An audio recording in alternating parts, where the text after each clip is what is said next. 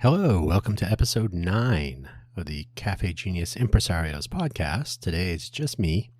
A little update on some of the things going on with Cafe Genius, and might mention a couple of other things beyond, but the Roundtable 2. That's Roundtable with 2 I's, the Roman numeral 2. What is it? What's going on? Why? The second cohort, of course. The Genius Roundtable second cohort met at the end of March. We have a one fewer group, I think. If there's one thing about entrepreneurs, it's like herding kittens, getting them in one place at one time, always tricky. But we have a few people are busy because that's how entrepreneurs are also. We've added one person. We lost 2.5, 2 or 3. We'll see. The person that is kind of half in, half out is, ironically, a bridge between many communities and is always involved. So no fault whatsoever for doing what he does best. So we'll have more on who is doing what, because I would really like 1 or 2 at a time, maybe, or maybe we can have just a big group podcast episode about where we are, what we're doing. But the I in Roundtable 1, if you will, and the 2 I's in Roundtable 2 just so happen to coincidentally align with the Ideation, Innovation, Implementation trio, my favorite words that start with I. They're a part of the Innovate for Vegas Foundation, sort of a triumvirate of foci, if you like. So we also focus on ideation, innovation, implementation, and then ideally integration later, making it work with everything else. But in the meantime, those first 3. So our cohort 1, we basically bounce around a bunch of ideas about what our ecosystem is like, what we could use to measure it, whether it's hard to tell if something is good or bad if you don't know how to measure. So metrics, what the ecosystem actually is, like how would we define it, the shape, what it has, what it doesn't. And then a strategy to move from where we are now to ideally a measurable positive outcome at each measurement point along the way into the future. Makes sense, right? So cohort 2, if we use both of the I's, then we are innovating and implementing. And as it happens, that is also true. So the innovation part will basically be the strategy and metrics, right? Like if we know what we have and we have some strategy, then what can we do in a measurable way to make our entrepreneurial ecosystem, that's a fun one, ecosystem, how do we make it better? How do we make it healthier? How do we make it more inclusive? How do we make it a breeding ground for success?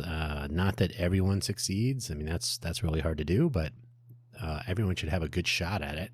And so how do we do that? What do we do? How do we do it? How do we close that gap between what we have and what we need so that we have more and need, we'll always need stuff. So the newsletter is one of the projects that's on the agenda. There's also the Startup Resource Center, which is moving along nicely. You'll hear more about that in probably our next episode, which I will tease in a moment. So we're basically taking the ideas and putting them into practice. And that is a good thing, because I'm about to talk to community of practice. What does that even mean? So a community of practice is literally a group of people. Let me read the quote. I have it right here somewhere. Community of practice is from the person who coined the phrase, Etienne Wenger. Community of practice is a group of people who share a concern or a passion for something they do and learn how to do it better as they interact regularly. So yeah, Genius Roundtable has been that the whole time.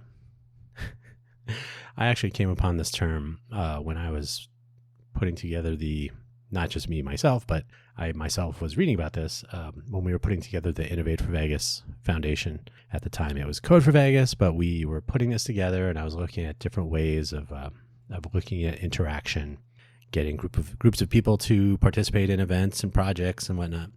And as it happens, I wasn't familiar with the term at the time. I think my very first encounter with this was when we were looking at, it was around the same time frame, we were looking at the Cafe Genius collaboratory that we were running early in 2022 to try to make better meetups, right? Do you attend to attend? Do you attend to network or try to get new clients or sell something? Or are you actually trying to improve your own skills or elevate the community a little bit with your contribution, a little collaboration in doing so? So a community of practice is a thing. It's a real thing. And it's something that I've pondered not only for our Cafe Genius efforts, but also for the Innovate for Vegas Foundation with the hackathons, the civic hacking, the civic volunteerism, the outcomes that we're looking for as far as community elevation, job skills development, and so on. So a community of practice will sort of collaborate on common interests or common goals, or to sort of contribute in a positive way, additive, if you will. If you're a 3D printing person, you know, additive manufacturing is about putting things together. It's about building. So community of practice, that's a thing that I personally will make more of a thing about this, because it is worth considering whether you are a part of a community of practice, whether you think you should be. It sounds almost cultish. It's not. It's not something you sign up for necessarily, or maybe you should do it conscientiously. But it's not a. Hopefully, it's not a silo or a insular effort. But it should be a group of people participating proactively. So it's not a classroom. It's much more of a collaboration. So this is something, like I said, we'll make a bigger deal out of this over time, passively or actively, not necessarily recruiting people to be in a community of practice, but maybe we should. I don't know. Something to think about. I don't know if you could hear that motorcycle. I'm not broadcasting either. I'm not recording from the side of the road. But I'm quite near one. So community of practice, something we'll talk about more. And so stay tuned for that.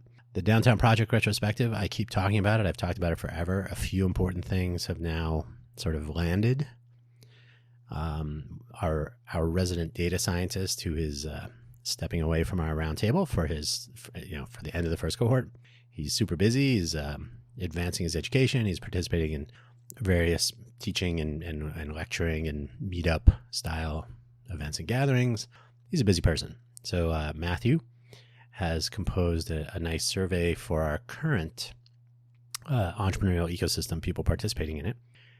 So as I've said to him from day one, a lot of this stuff will apply to the retrospective, right? We want to compare, if we can, apples to apples, so to speak.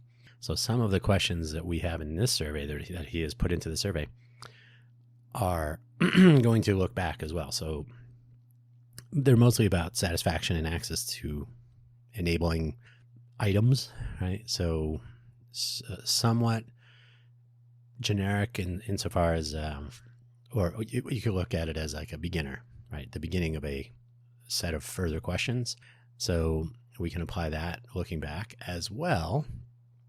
Hopefully, as you listen to this, I will have managed to spend time getting a proper Cafe Genius website up.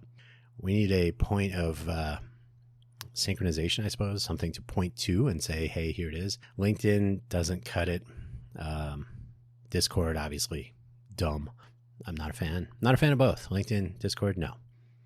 So hopefully some website tooling, if you will help to coordinate some of the survey efforts. Most of the Downtown Retrospective will be asynchronous surveys. That is, you won't have to attend at a particular time. You won't have to go anywhere.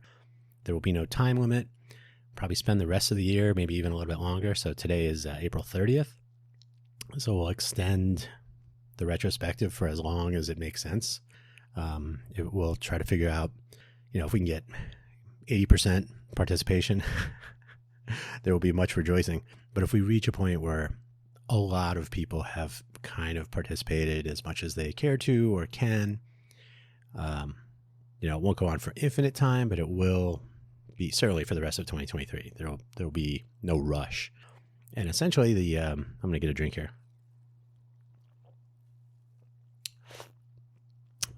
Carbonated water with Tirani, sugar-free again, my favorite. So yeah, the idea is to get as much feedback, but without impinging on people's time and schedules. So I'm too busy. That is reality. I know the feeling all too well. That is why there are so many things on my to-do list and so much lamenting on my part that they remain.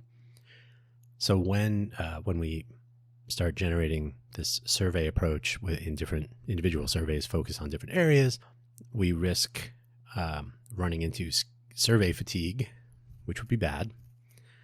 So we need to sort of temper the survey count and the length with the desire and the desire to get the information and the value of what we hope to obtain from our willing participants.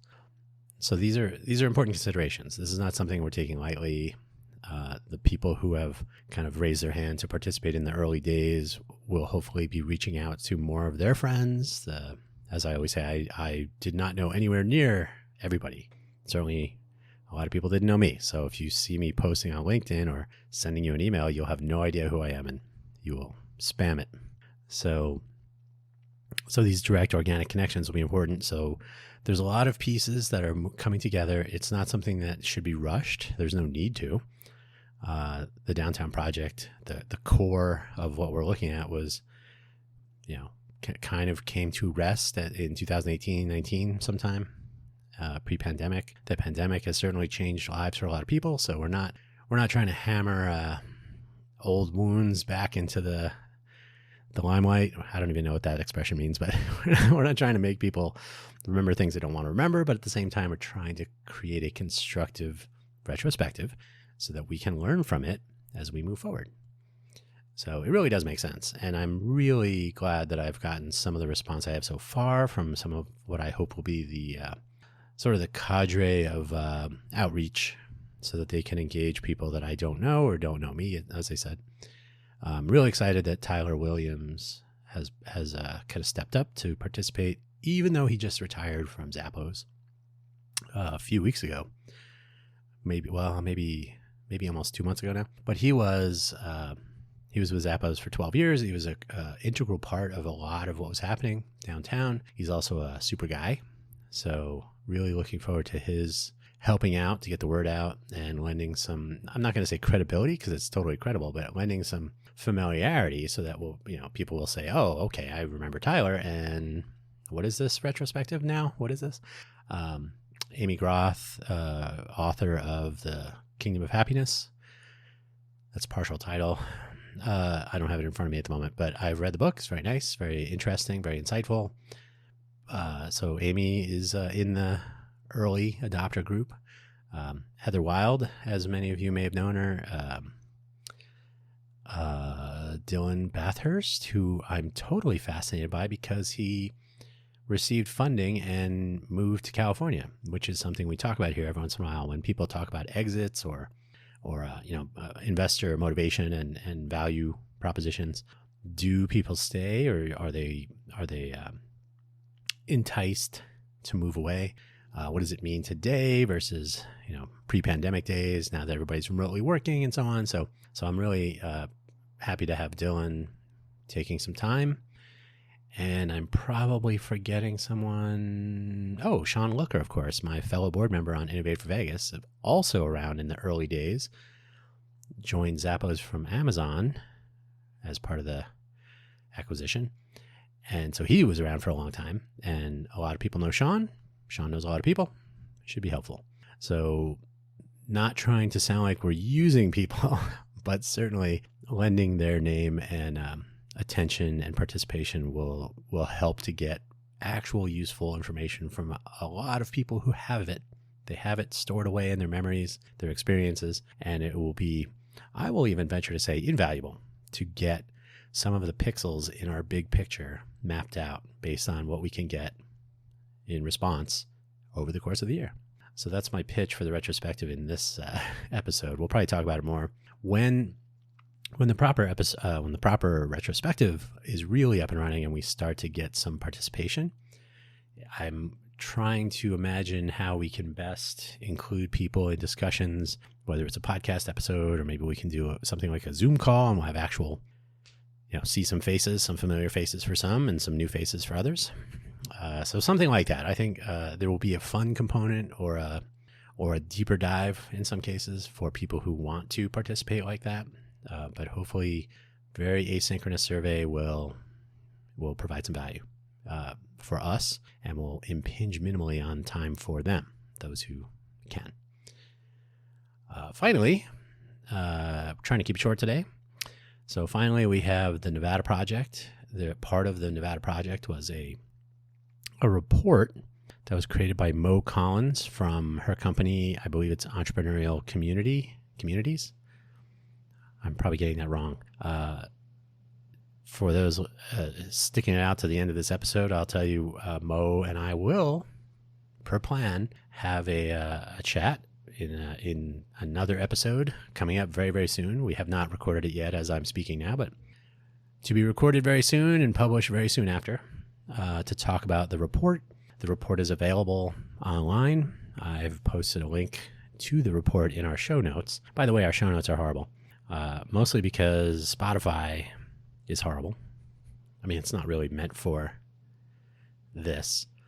So making a useful resource of the show notes per episode, they really should be episode notes, I suppose, but show notes is a common expression. So the show notes that will span all episodes of the show, they should be more easily used, the links more easily found and clicked on. Spotify messes that up, so I apologize now for that. I'm working on self-publishing that too. Anyway, the report is out. It's about 100 pages. I think it's 101 with the cover. I think so. It's about 100 pages, and obviously, it's Nevada. So there will be some information about northern Nevada. There will be information about the middle part of Nevada, and there will be information about southern Nevada, and that's where we are. So that's the part that will get my attention certainly. I have skimmed it as of right now. It is not quite 1 p.m. on Sunday, April 30th. My goal is to read it twice prior to, spoiler alert, the podcast episode that Mo and I will share to discuss. So obviously I want to have read it first.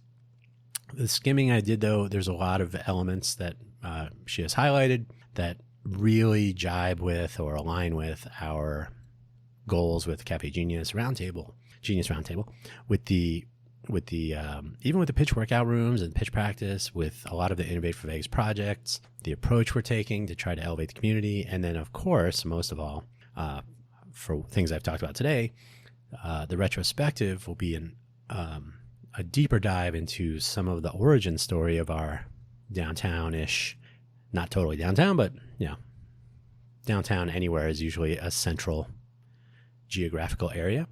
So the entrepreneurial ecosystem as it existed then, as it exists now, what can we learn? So there's a lot of elements of this report that I think align nicely with what we're trying to accomplish today. Some of the things I'm trying to drive, some of the things other people I know are trying to drive. So the Startup Resource Center actually gets a little call out, not directly, but because something similar exists in other cities. And as I've described it, it's very similar to an expat center or a welcome center. If you go to an airport or a mall, they have an information booth, right? So this is, as I've said, the last mile. It's what people encounter when they first move to Vegas. Like, okay, I'm here. I don't know who Jamie Schwartz is. I keep hearing her name. I don't know about SBDC. Right now, I just got to figure out where to live. Which meetup should I go to? How do I, like just the basic, I just got here, help me out. And then extend it a little bit to entrepreneurs in residence and maybe some connections with resources to help get things started. It's basically everything you would do before you go to SBDC. And we've even had meetings with SBDC and they're totally on board with this too. So I think it'll be very interesting, a project to see if actual entrepreneurs on the ground, like some of the people at the roundtable, if actual entrepreneurs on the ground can be a part of elevating our ecosystem and enabling success. Not everything is a tech startup either. So we're really focusing on startups, not unicorns, not the next app, not the next hyper-scaling exit plan. Maybe they don't even want to exit. Maybe it'll be somebody opening the next coffee shop, or you may be talking about your next startup, right? I always say when we meet in a coffee shop, we're meeting in somebody else's startup to talk about our startups, right? So something to keep in mind, the health and wellness of our entrepreneurial ecosystem. Maybe it needs some attention from within, and that's been basically the mantra. So we're going to talk about the Nevada Project report. The Nevada Project is not just the report. I think it was part of the Nevada Project. We'll find out some of those details. It's paid for by the GoEd and EDON, and we'll talk about those as well. So I'll leave it here for today. Looking forward to our second cohort. Looking forward to some cool outcomes, especially if we can manage to launch, for example, the Startup Resource Center, which I'm personally strongly in favor of and have been sort of driving, if you will, not really by myself. We'll see if I can get the other two people working on it, and the three of us can have a chat. And we will hopefully have more of the roundtable members, as I said. And as we progress through our timeline of ideation, innovation, implementation, and then at the end we'll do an introspection of how our first year-ish, whenever that is, how our first few iterations of cohort through the Genius Roundtable notion come together. We'll drive more of a community of practice mentality, and we'll try to extend that to other meetups and how we approach a lot of things, because I think it's extremely valuable to take personal ownership of why we are participating in certain things and look for personal gain and what others gain from what we give to them. So there'll be more to talk about on that. So on that note, I thank you for listening on this lazy Sunday at the end of April. The summer is fast approaching, so are the high temperatures. Stay hydrated, stay cool, and we'll catch you.